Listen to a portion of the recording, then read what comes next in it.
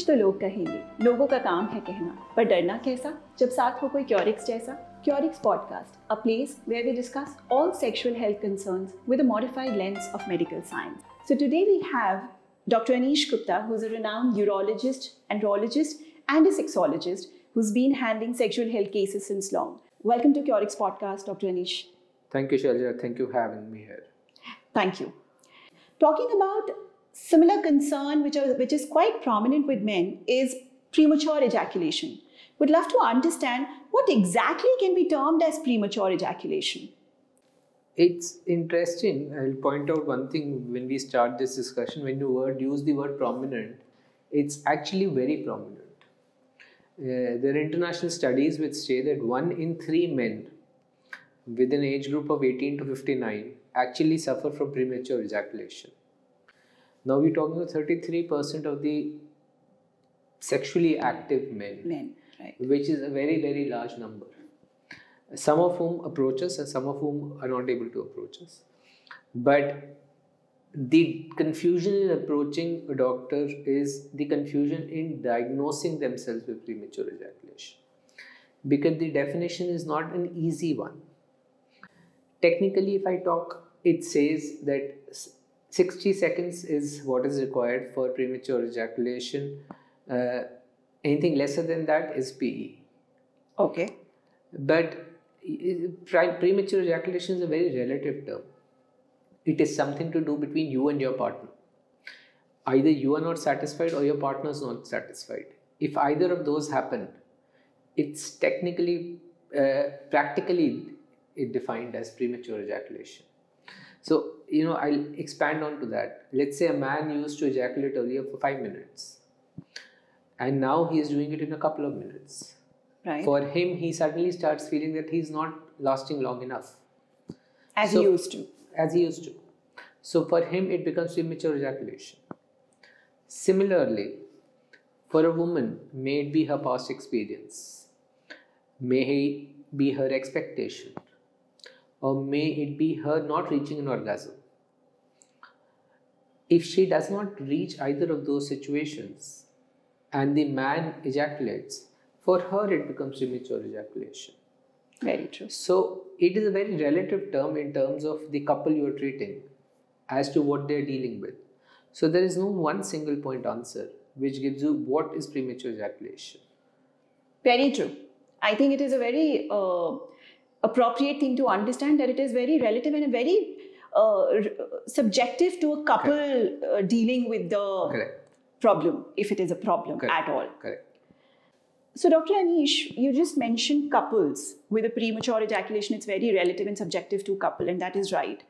Please help me understand that is premature ejaculation prevalent only people involved in couple sex or intercourse, or is it prevalent only also with people who are involved in masturbation?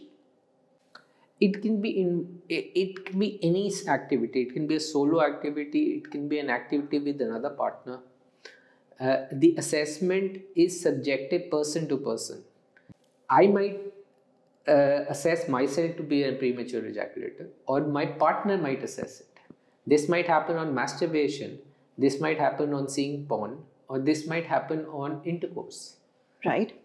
It might happen even on oral sex, for that matter. Right.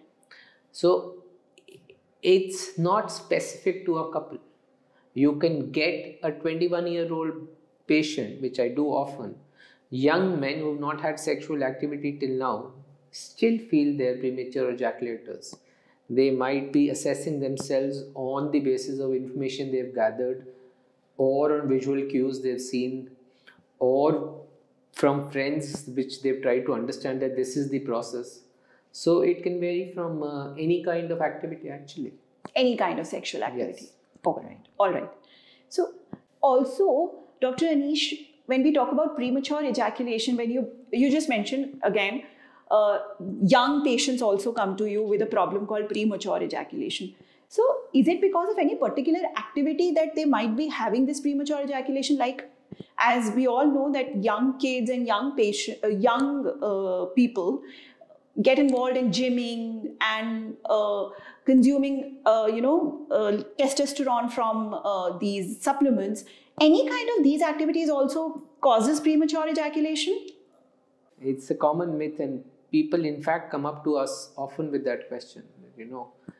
We've taken this XYZ supplement, or we've been involved in masturbation for a long time. That lead to premature ejaculation. I agree. Very important question. So, in fact, we try to explain to them that premature ejaculation may have nothing to do with it. Okay. And this is where the definition, subdivision of premature ejaculation basically comes in. There's someone who's known as a primary premature ejaculator. Okay. Who's been a premature ejaculator all his life. Right. May it be masturbation, may it be porn, may it be any kind of sexual activity. And then there is another group called secondary premature ejaculators, who did not have premature ejaculation to begin with, but now subsequently have premature ejaculation. So they fall into two categories. And the approach to both of the categories varies substantially. The approach of treatment. Correct. And when we talk about treatment, I think before that we would need to understand that for these two categories of premature ejaculators, what can be the major causes behind the two categories? Primary premature ejaculators, let's start with them. They might have a very sensitive organ. Okay. The penis might be oversensitive, or their serotonin levels, which are the ones which are there in the brain and which are primarily responsible for the ejaculatory response, they might be low. Okay. And they may not be able to hold off the process long enough. All right. And they might ejaculate very, very early in any kind of sexual activity. Agreed. The second group is which is more prominent in any sexual dysfunction, and we've talked about it in an earlier podcast as well, is the behavioral or the psychological aspect. That forms the major chunk of premature ejaculators. That is where, in fact, in any anxiety status or any status which causes stress, the serotonin goes down. Right. And it's a secondary decrease in the serotonin here which causes the premature ejaculation to occur. Very true. So, Dr. Anish, you just mentioned that these are the psychological causes which contributes to the secondary premature ejaculators. Are there any physical causes also behind this particular condition? As I mentioned, there are some people who have a sensitive foreskin. Right. For the primary ejaculators. Yes. Yeah. That can be considered as one of the physical causes. Right. But primarily, if you look at it, it is primarily just something related to the brain. Mind, yeah. In fact, I show you the process of an ejaculatory response. Right. With the flow chart. That's which true. will explain us what exactly happens with ejaculation, which will tell you why we are in a situation where it's more related to the mind than anything else. There are three parts involved. One is the brain. This gives a signal to the various organs involved, starting from the testis, the tube which carries the semen, which is known as the vas, the prostate, and the seminal vesicles.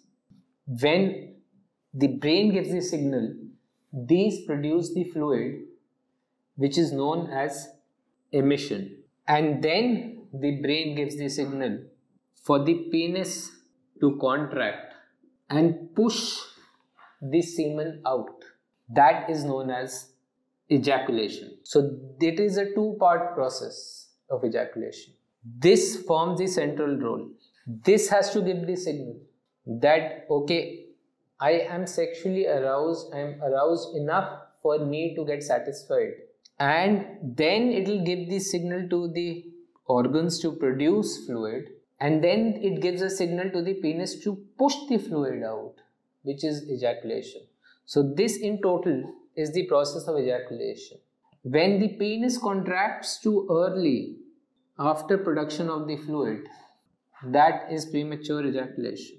So in a diagrammatic representation, this is what premature ejaculation is all about. Very true. Which means there is no, hormonal imbalances or these do not cause premature ejaculation. They don't. Very important, I think, because we've been listening and reading a lot of people that premature ejaculation, every possible sexual dysfunction can be caused because of hormonal imbalance. In fact, the hormonal disimbalance causes very few sexual dysfunction. That is something I think we need to again sit and talk to you people about. But I think it's very important to understand that a lot of people peg it on low testosterone or, I don't have muscles which are strong enough. I probably might be having a low testosterone and that is why I'm a premature ejaculator. And I keep on telling them that that's nothing to do with it. Yeah, but yes, the physical conditions, I think you only mentioned ones that like diabetes, hypertension, they do cause sexual dysfunctions. They do cause sexual dysfunction, but they really don't cause a lot of premature ejaculation. Yeah, right. That's what I was just about to ask. Yes.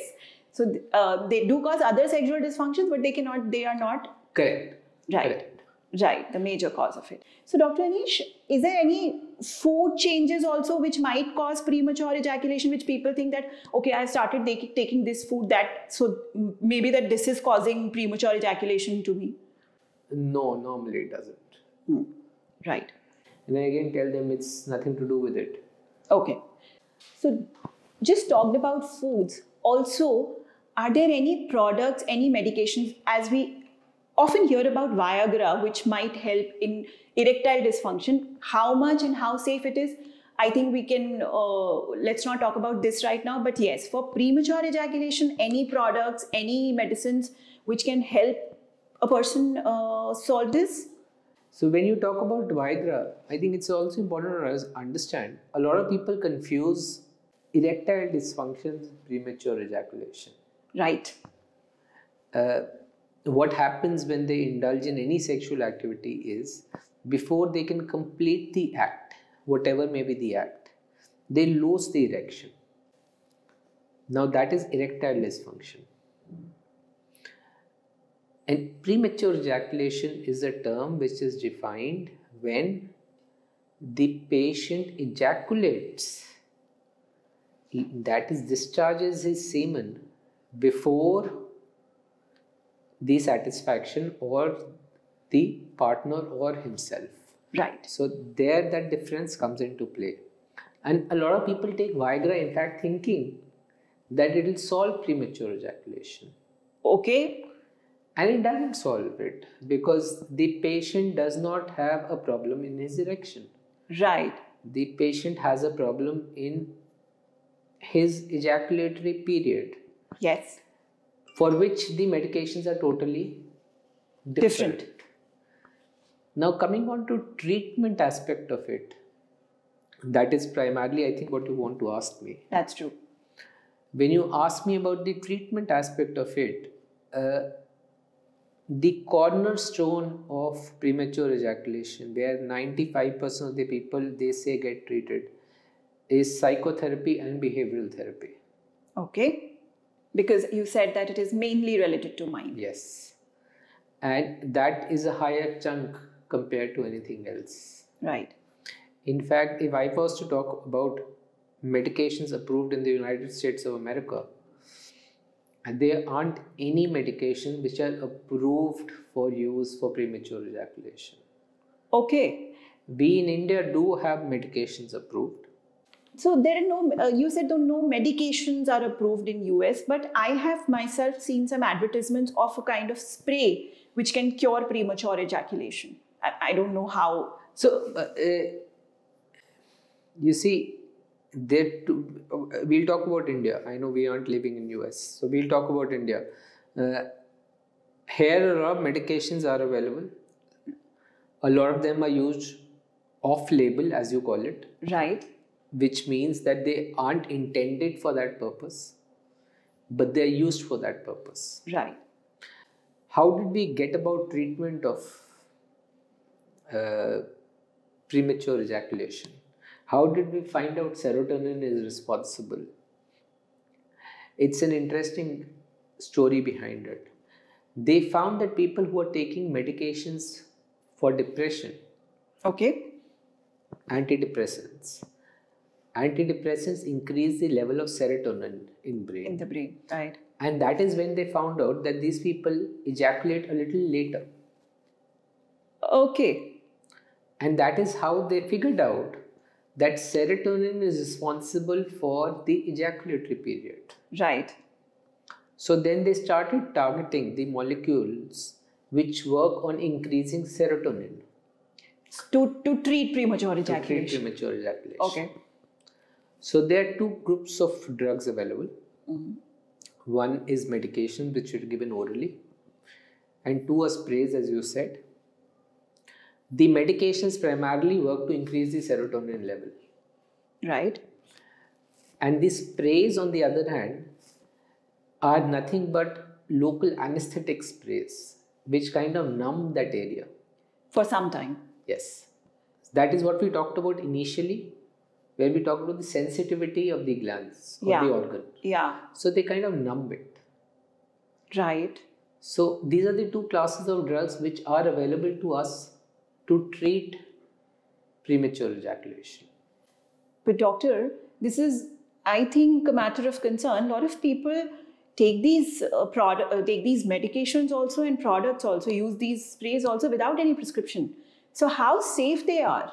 Until what time they can actually use this? So there are problems with both. The problem with sprays, let's start with them. How do you use sprays? You use sprays a little before sexual activity. You wash the organ after having used the spray. The spray should not be sprayed too much before The activity. And it shouldn't be sprayed too near the sexual activity. When it's sprayed too much earlier, it can decrease the erection itself. Right. If it's sprayed too near to sexual activity, it can also numb the vagina in the partner. Yeah. And decrease the sensation in the partner, again causing her to not get this sensation she wanted, and again numbing her. Again the cycle would continue. That's true. And it can cause irritation, it can cause an allergy. Right. So that is another factor which is of concern in terms of sprays. The medicines in themselves, we must understand that the medicines are working primarily at the brain level. You just mentioned. So taking any of these medications without proper counseling can be counterproductive. Agreed. And the side effect profile can be significant in certain cases. So I would really advise our listeners to talk to a registered, a urologist or an andrologist before or a psychiatrist for that matter, before he embarks on taking any of those medications, because they must understand the side effects of them. Very true. Very true. And these side effects can last long. They can. In certain cases, yes, they can. Yeah, that's right. Dr. Gupta, I think this brings a very important question in my mind, because we did talk about young generation also. Is there any particular age this premature ejaculation is seen more prominent? Not really. Again, primary premature ejaculators present a little early on. And then there is this gap of 5 to 7 years where I would say 25 to 32, they don't. Either they present in that early age group. Yeah. And then as the stress goes up, then there are secondary premature ejaculators who come up to us. Right. So there is no specific age group. We just call them the entire sexually active age group. Right. So they can present to us at any point of time. And a lot of time it is due to stress. So, that is at the back burner for most people. Don't understand that. Agreed. And it becomes very hard to explain to them that stress might be causing it. Yeah, and stress can, in today's world, the stress is something which is inevitable. It is because of the relationships, it is because of your work, it is because of a lot of things happening in and around you that stress can happen. So there has to be a way that you should understand that how to, manage that stress so that it doesn't affect your sexual activity. And also, when it is like going above your level, then you would need to take some drugs also, as you just mentioned. There are many other factors as well. We must consider the partner's compatibility. Yeah. How much are you into your partner? Exactly. Do you have any relationship issues? Yeah, very true. Are there multiple partners? Yes. Then it becomes a question of whether you are a premature ejaculator with X, but you're not a premature ejaculator with Y. Which is situational premature ejaculation. Correct. Yeah. So, then I tell the patient when it's a situational premature that, it's not a disease. It is just because you don't probably like the other partner as much that you are having the premature ejaculation. That is true. And then we have the elephant in the room, which is porn. Yeah. Which we always talk about. People used to porn and masturbation often do it as a fast relief activity. Right. And the stress busting, as they call it. That's true. And it's more like a wham wham thank you ma'am kind of activity for them, which gives them the same relief in a shorter period. But when they have to indulge in sexual activity, now they're more used to having a release in a shorter period. Yeah. And when they have to last longer, they aren't able to. I think, if I'm not wrong, please correct me, doctor, if I'm wrong. Also, when they are used to getting indulged in masturbation and getting that relief, and when they do a partner sex, they also have a performance anxiety in their mind because they think that they're being judged by the partner. That also plays a certain role. That is a very important factor in most of the sexual dysfunctions. Yeah. Because when you're doing it alone, you're not getting judged by anyone. That's true. It's like cooking food for yourself. Yeah.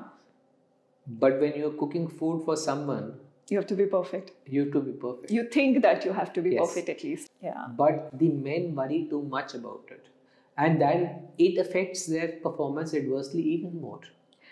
And I think, I won't say I disagree slightly, but yes, also that it is because of the upbringing we've had that women still talk to their friends about if something is bothering them. They try to at least. But men have been brought up in our society that, you don't have to be vulnerable. You don't have to talk about your intrinsic your problems with people. I think men have been taught only one thing, that either when you talk about sex, you boast about it. Yeah. You never talk about your issues. That's true. And I think it's something which is coming up in a major way. I see broken marriages, I see relationships which don't last, I see issues which crop up within a couple of days of a relationship or a marriage starting. Because of all this, because of the vulnerability which the males are not ready to discuss with their partners as well. So in fact, I always tell patients when they're coming for sexual dysfunction treatment, come with your partner. Let me talk to your partner as well. Absolutely. Let her know that you're seeking treatment. Your vulnerability will go down much more. That's very important. I think, sir, this is high time we create a space where actually men also start talking about their concerns, what is bothering them, and they should be open to their partners that, this is not working well. Now we both need to come together and find a solution to it. This is very important for both of them. Yeah. Any sexual dysfunction. I think this goes across the gamut of sexual dysfunction. We've been able to solve problems only and only when both the couples are there with us. That's true. When only one of them comes, the onus of treatment lies on him. Yes. The other partner is not involved in the treatment. And I want both the partners to be involved in the treatment. Only then, I'm not going to be there in the bedroom when the treatment occurs. Of course. The treatment can occur only and only when both are on the same page. That's true. And again, if the male comes to me alone, the onus of treatment lies on him. Very true. So today we decoded a very important concern, which is premature ejaculation. What exactly is premature ejaculation? Is there any certain age in which premature ejaculation occurs? Are there any products, any medicines which can help premature ejaculation? Are there any foods which make premature ejaculation happen? And how many types of premature ejaculation are there? And what can be the probable solution for each kind of premature ejaculation?